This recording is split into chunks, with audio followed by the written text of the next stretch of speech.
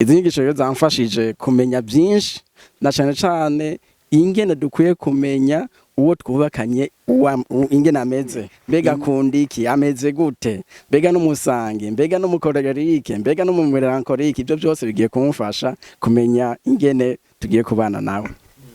Jewe nitwa Niragira Mugenzi Scholastique, nkaba ndi umurongozi wa Betheside pour le salut de la famille. Twebwe rero nk'abamama twagiye hamwe turiyumvira ikintu twokora kugira ngo ingo zikire, kuko ingo nyinshi zirimo ibibazo byinshi. Urabona muri no minsi tuca dusanga abantu bariko barahukana, abantu benshi bafise ibibazo mu bana, mu kibano n'ahandi henshi. Rero tukabona yuko twokorana kugira ngo dushobore kwigira hamwe, kuko ijambo ry'Imana rivuga ngo abantu banje bamazwe n'ubutamenya. Rero iyo umuntu atazi ibiriko biraba, hari abantu bagwa mu ngorane kuko batamenye ico bakwiye gukora.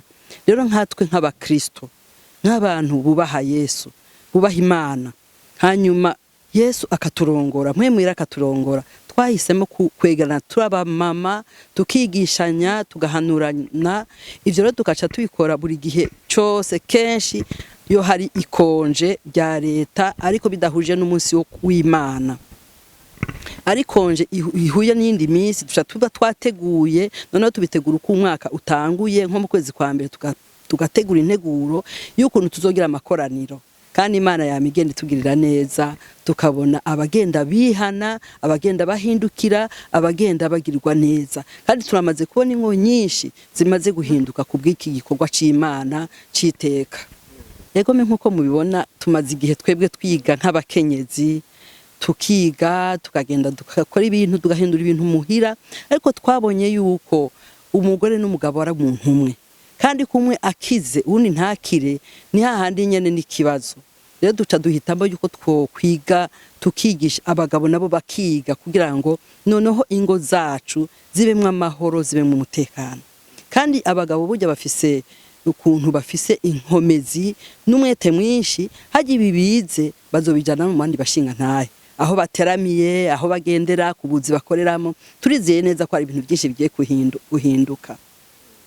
Ari nayo mpamvu twiyumviye kurondera umuhinga yavyize, yabimogoreye, kugira ngo atwungura ubumenyi, kugira ngo adufashe. Wumvise ko yagiye arigisha ku mice. Bijya rero nivyo twagomba. Ndazi yuko ari abantu benshi bagiye guhindura ivy'abana babo, ivyo mu ngo zabo, ivyo mu mibano yabo yo mwibanga n'ibindi. Rero turizeye yuko Imana igiye gukora ibikomeye, kandi urugo rukize ishengero rirakira, urugo rukize ikibano kirakira, urugo rukize igihugu kirakira, mbere na Afrika igakira, n'isi yose igakira, kuko twifuza yuko abantu benshi bamenya Kristo Yesu yapfuye akazuka, kandi bamenya yuko ari we ashobora guhindura ivyabo. Hariho abantu bihebuye, bagowe, bafise ibibazo. Ni twebwe rero kubashikira kugira ngo tubakure muri ako kiheburo, tubakure muri ivyo bibazo, tuberetse nde Kristo Yesu ko ari we abimara vyose. Yego, twebwe urugi rw'amaguguruye, twugurira umuntu wese yifuza kugirirwa neza n'Imana, tukamufasha ivyo dushoboye, tugasenga Imana, mwemu yarakabiserukamo nawe agatabagwa. Rero twebwe igihe cyose urugira uruguruye, ari umukenyezi, ari umushinga ntahe akeneza inyigisho, kuko turazironka. Iyo duhejeje turazibasaba, tukazitunga muri association. Rero umuntu wese azikeneye arashobora kuza akazironka. Ugoma nawe kwinjira muri twebwe araza akabitubwira, agaca yinjira, tukabandanya tugakorana igikorwa c'Imana. Kandi ivyo rero tumaze kubona benshi baje nko kuraba, benshi baje nkaho umenga ubundi arakweza batumira, ariko benshi baremeye kwinjira mu mugwi, kandi tugaca dutangura tugakorana ibikorwa vy'Imana, kuko nabo nyene babahinduwe na Kristo Yesu. Hama gaci bifuza kumukorera, nkuko yavuze ati genda buhindura amahanga yose abigishwa banje. Yego. Nitwa Ndayisenga Janine, sanzwe ndi muri association. Nukuri uyu munsi ndanezerewe cyane kuba kuri itariki y'umunani dukoraniye hano hantu. Sanzwe nkuko twari twarabimenyeshejwe muri association, twari twarabwiwe yuko iyi tariki 8 tuzoba dufise igikorane cya couple. no kuvuga tuzoba dufite dusanzwe tuzi ko dufite igikorane c'abubatsi bari badusavye ko twotumira n'abandi batari muri association baradubwira ko twotumira n'abagenzi n'ababanyi kugira nabo baze kwigiza inyigisho baratubwira ko twotumira n'abafasha bacu kubera basanzwe batari muri association ariko kubera cyari igikorane cya couple baradutumye ko twobazana kugira twumvire hamwe inyigisho baduteguriye. Jewe ikintu mvuye ngaha kinkoze ku mutima, kintu mvuye ngaha ndahungukiye, ndamanje gushimira cyane iyi association Bethesda Family, ndayishimiye cyane kuba yaraturondereye umuhinga yavyigiye, yize ivyo kwigisha ingo, yize ivyo guhanura amakupre. Ndashimye cyane ku nyigisho ndonke hano hantu. Ndabona neza ko izi nyigisho hari ikintu kinini zigiye guhindura mu rugo rwanje, mu babanyi, mu bonzobera marene, mu bazonsaba impanuro. Ndabona ko hari ikintu kinini ngiye kubafasha.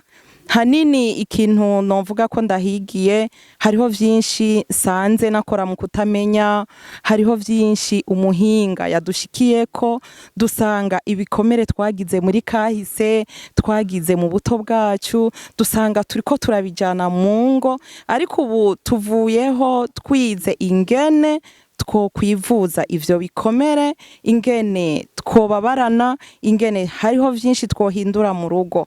Na cyane cyane yadushikiye no ku ndero y'abana, ingene tworera abana bacu kugira ngo ibikomere twagize muri kazoza ntivyafekta abana turiko turavyara, ntibigire ingaruka mbi mu kibano canke mu muryango. Aho rero ndashimiye cyane iyi association ko yadutumiye umuhinga binonosoye kandi n'ukuri akaba yatwigishije kandi tukaba tuvuyeho tunyuzwe.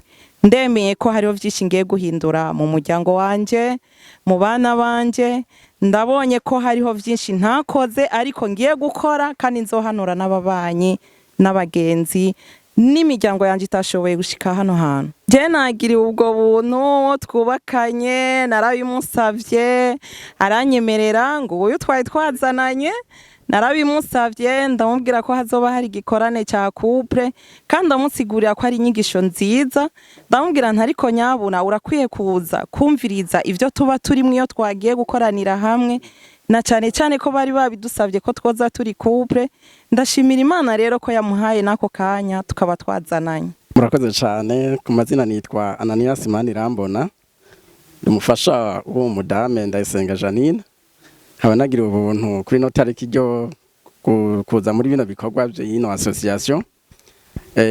Ibyo twigiye ngaha byanjoheye cyane ku buryo hariho byinshi nasanze nakora mu kutamenya bigiye gutuma mpindura izi nyigisho zigiye gutuma mpindura bitari bike. Izi nyigisho rero zamfashije kumenya byinshi, na cyane cyane ingene dukwiye kumenya uwo twubakanye ingene ameze, indemanwa yiwe ingene aremwe, mbega kundiki ameze gute, mbega n'umusangi, mbega n'umukorerike, mbega n'umumelankolike. Ibyo byose bigiye kumufasha kumenya ingene tugiye kubana nawe. Jewe niyaza ko icombera ciza kwanza nuko abantu benshi boshikirwa n'izi nyigisho, kuko hari abantu benshi bari mu ngo canke bari mu kibano batazi ibyo barimwo. Hanyuma rero izi nyigisho niyaza ko zofasha abantu batari bake, bibaye byiza zigashikira batari bake byoba byiza, kuko imiryango n'iterambere ry'igihugu byogenze neza cyane. Murakoze cyane namwe Yesu abahezagira.